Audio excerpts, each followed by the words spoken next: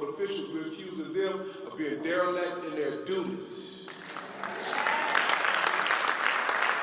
to follow up and to ensure that regardless of what happened, that there was the proper investigation so that this family and that community could be assured that if anyone was involved, they would be held accountable. And if it was truly an accident, that the families will have the necessary answers that any family deserves in this situation.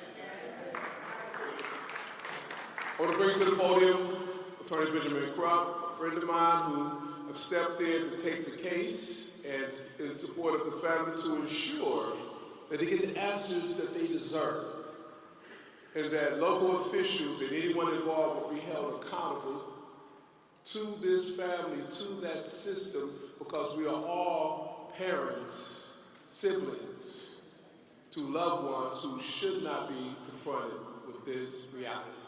Attorney Crump.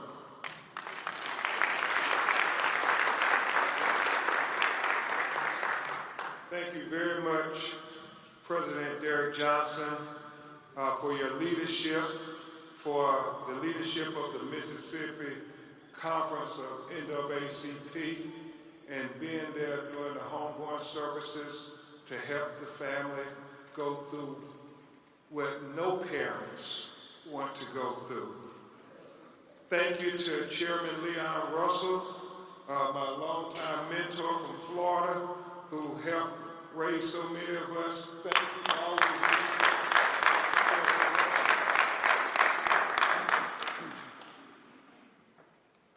As President Johnson said, I'm Attorney Ben Crump, representing the family of Nolan Wells.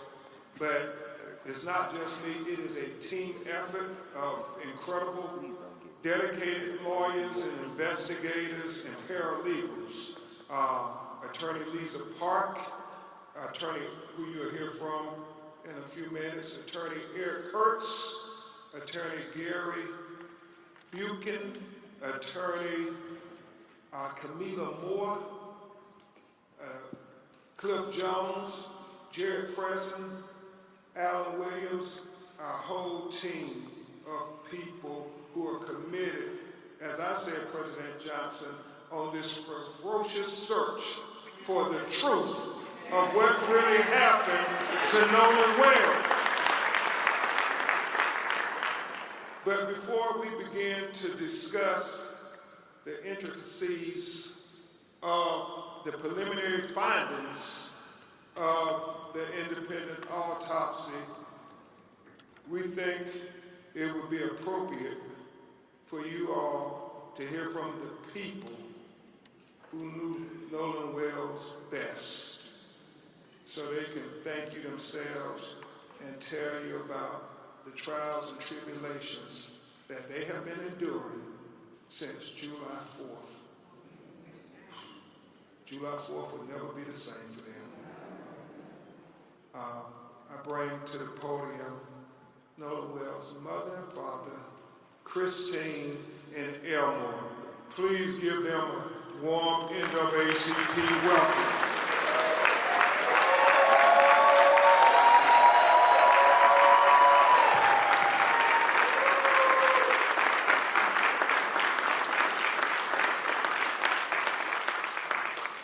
First of all, I want to say thank you all so much.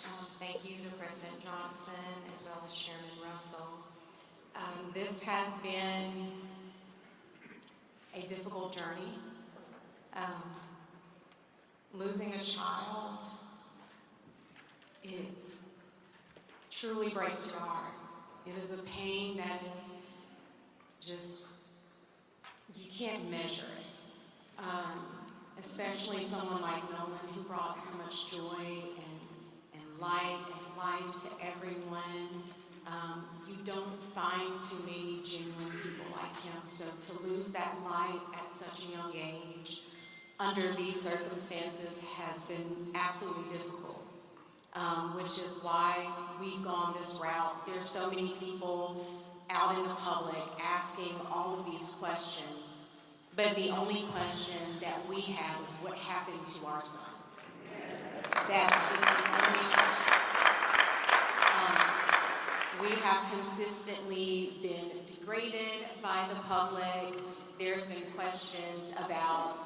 parenting, our GoFundMe, this, that, and other. I've been called a racist. I am a healthcare provider, and I take my job very seriously. I love everyone. And it's been difficult for us, but we are leaning into our faith, leaning into one another, also leaning into all of you. There are not enough thank yous, not enough appreciation for what you guys have done for us, and we do. We love you from the bottom of our hearts. Thank you. And so it is our hope that our local authorities will do what they need to do, because us having the preliminary autopsy results and hearing nothing from them, it's heartbreaking and it's concerning, which again is why we are here, why we have asked for this help. So again, thank you all so much for your support. We appreciate you, we really do.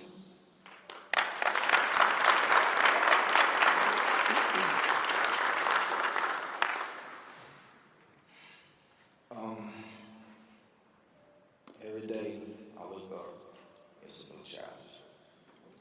Knowing that a part of me I will never talk to, I will never hold, I will never play around with or get mad at, it's not here anymore. Nolan brought a lot of joy to our family. He was the wheatiest one out of everyone. The clown.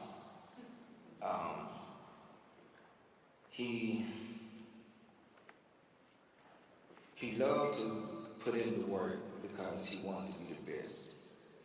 He wanted to make me and his mother proud, and we were so proud of him just for being the person that he was. He was loving. All his teachers knew him, but loved him. He walks in the room, his aura, you are automatically drawn to it. Never met an enemy, and if there were, they would eventually be friends, because they would eventually bond. It's going to be hard.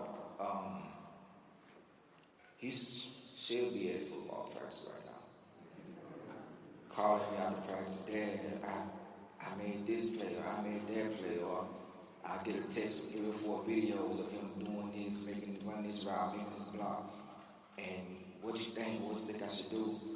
And I will give my honest, because I always tell them, if anyone's going to be totally honest with you, it's going to be me. It's not because I'm being mean, but people outside your family are going to tell you what you want to hear. I'm going to tell you what you need to know to make you better. It's going to be hard for our family from here on out. And like I said, every day is a challenge. We're going to miss our son. And like my wife said, we just want honesty. We want to know what happened to our son, because the things that you're telling us, that's not the character of our son. We know our son. I understand, our children will do things that, that will kind of dumbfound us sometimes, but the things that we're being told, there wasn't no. So please keep us in your prayers, keep us in your prayers. And we're going to keep pushing and fighting until we find answers. Thank you guys for your love and support.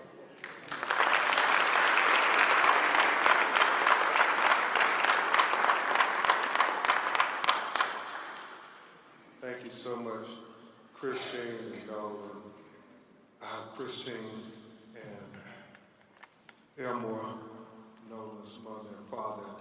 Before we start to go over the preliminary findings from the independent autopsy, we will hear from Attorney Lisa Park to tell you about who was the forensic pathologist who conducted the autopsy.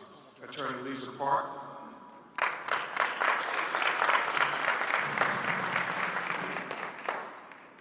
Thank you. Dr. Roger Mitchell could not join us today, but we felt it important before we reveal and unfold this report that you understand who conducted this autopsy. Dr. Roger Mitchell is a physician and board-certified forensic pathologist with 2 decades of experience. He currently serves as the president of the National Medical Association, which is the oldest and largest group of Black physicians in the U.S.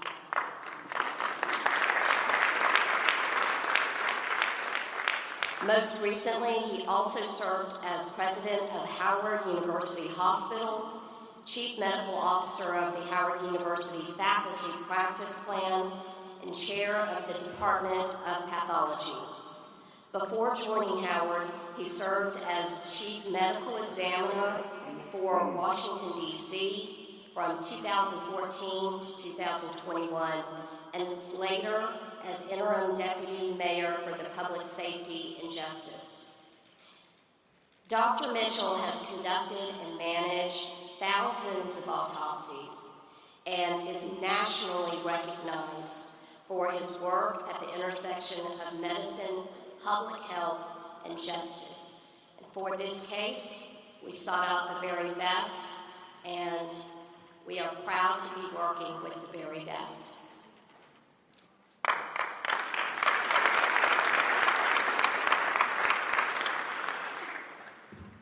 Thank you, Attorney Park. I again want to express our gratitude to President Johnson, Chairman Russell, and the NAACP, because civil rights is more important than ever in the United States of America today. And so we thank you for the civil rights leaders stepping up to say that our children's lives matter now more than ever. And I want to thank all of you for getting up 8 in the morning. People can see how many people are gathered here. They would say, you all are truly blessed to have the support of America, Christine and Elmore. And I want to thank the media for covering this matter, because they don't always cover when our children are taken away from us in highly unquestionable ways. And I do understand there's a lot of news going on in America today. I woke up to them saying LeBron James is going to announce where he's going to play basketball next year. But I'm very happy that the media said this story is just as important. It's just as important. And I'm sure LeBron James and Rich Paul and Stephon Curry and Draymond Green,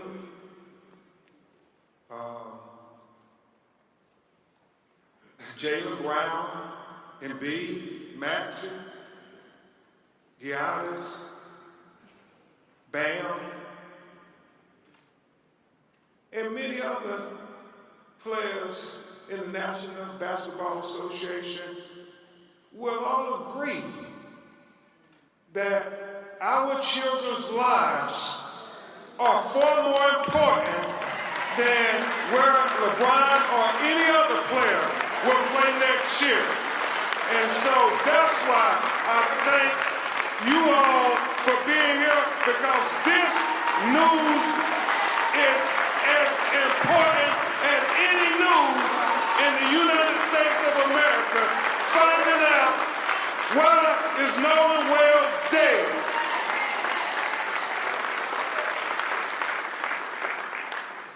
And I want to thank you all who have called the call center. I want to thank Reverend Al Sharpton.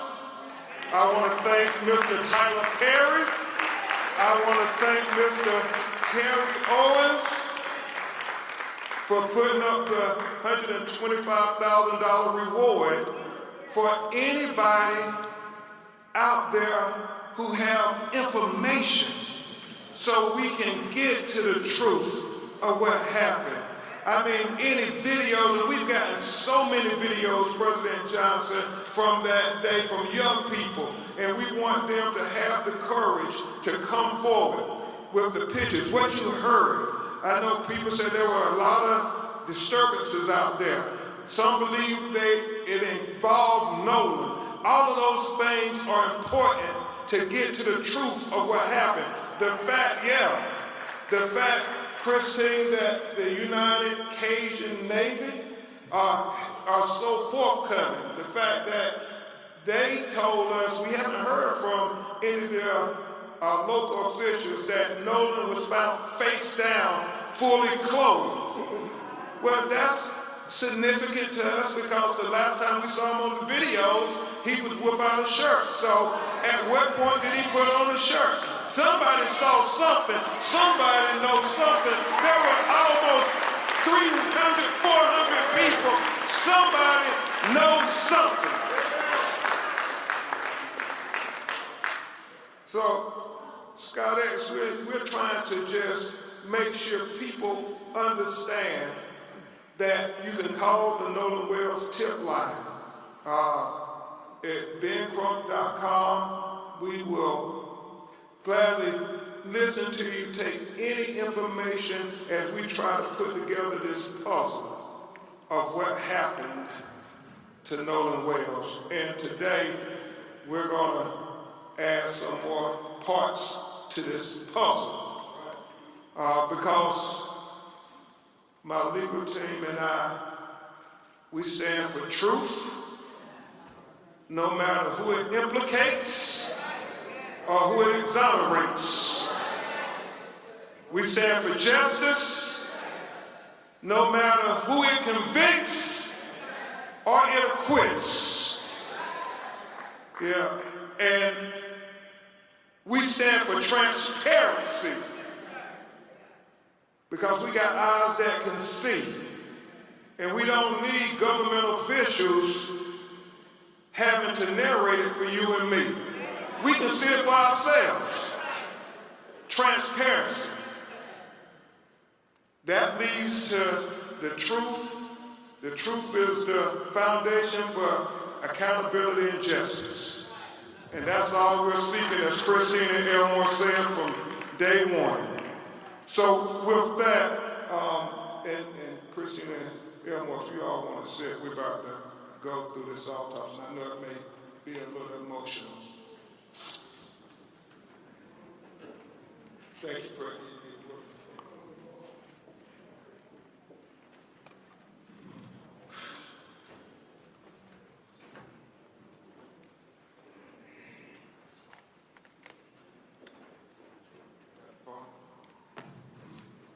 Let's go.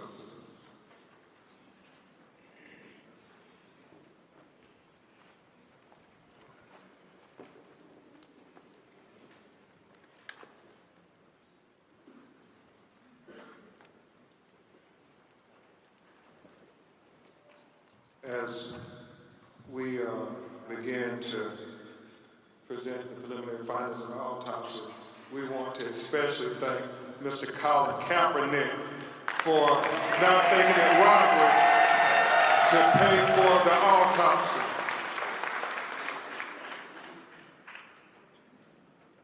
First shot. Let's go.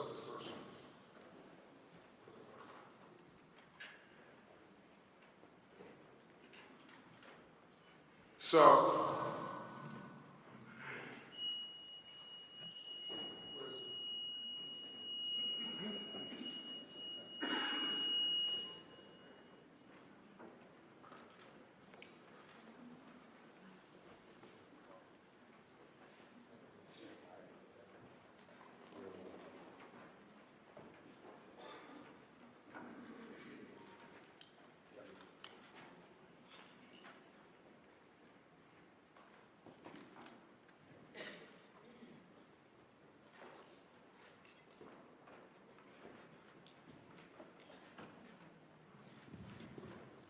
And the autopsy will be provided for the media at press@bencrump.com. And so, Mr. Jones, keep that. I don't need this one. Just leave this one. So, pull this up.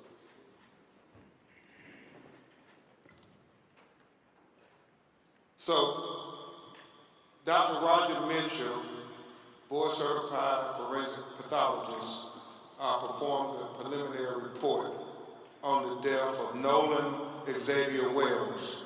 He conducted and presented this report on July 19, 2026. Preliminary report, second autopsy, death of Nolan Xavier Wells. Cause of death, undetermined, pending investigation. And we'll explain that as we go through the report this morning. The manner of death, undetermined, pending investigation. Statement of examination. This forensic pathologist was retained to perform a second autopsy examination on the body of Nolan Xavier Wells. Name of decedent, Nolan Xavier Wells. Age, 18 years old. Race, black. Gender, male. Date of death, unknown. Second autopsy date was performed on July 10th, 2026. Preliminary findings. And this is significant. Focal area of red discoloration in the soft tissue of the back of the head, the occipital region. He said the etiology is unknown at this time. He said the body was received after the initial autopsy. He said the body had marked decompensation. He said corona incision of the scalp, brain removal, Y-shaped incision of the anterior torso, and he talked about the organs being removed, as it's common, accompanied in the body cavity. And that when you have an autopsy, the organs are removed from the body and they're dissected and examined. And then they're put back in a bag within inside the body. So when they're buried, their remains will all be with them. But in this occasion, if there's going to be a second autopsy, then the organs are put in the body cavity so the second pathologist could be able to examine the organs as well. Very significant for Dr. Mitchell was that the anterior inner neck structures were absent, not received with the body. And we'll explain that in just a minute. And then it talks about the additional procedures performed during the second autopsy. And we'll go into the paragraphs on that there because he explains it better in his narrative. So where's the first page of the discussion? Not a diagram yet. Diagram order.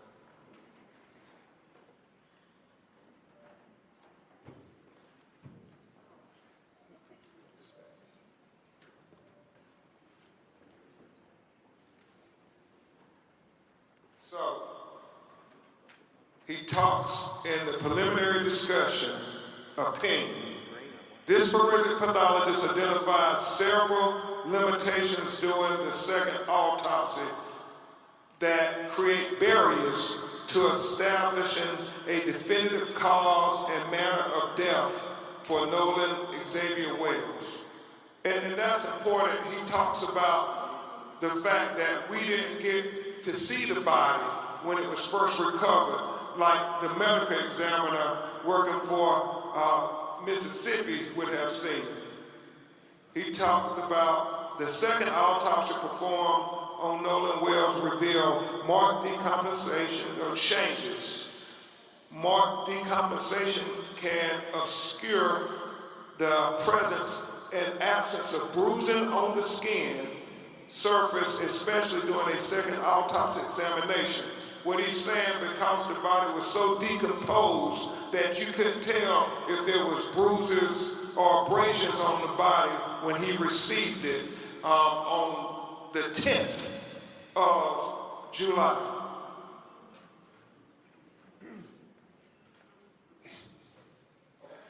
For these reasons, additional dissection procedures not performed during the first autopsy examination were performed to rule out potential blunt force injuries responsible for the death.